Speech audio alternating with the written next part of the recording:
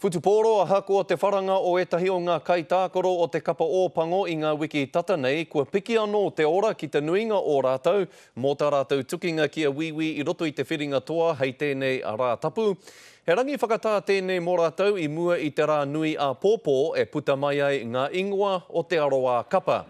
I kōreroa Steve Hansen, kai ako tuarua o te kapa mō Piriwepu, me te korenga ona i roto i te kapa i te taurua mano māwhitu. Piri was given ample opportunity back then to try and be the athlete that we wanted him to be, and perhaps he didn't have that genuine desire to be that athlete.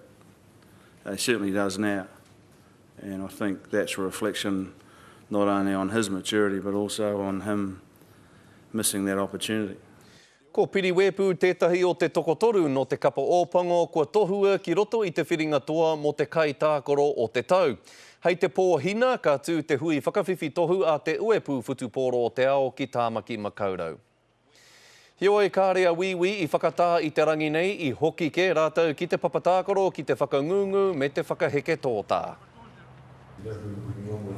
In itself, playing in a World Cup was something I dreamed of as a child. I never thought I would play in a World Cup, so in this context, it's definitely going to be very exciting.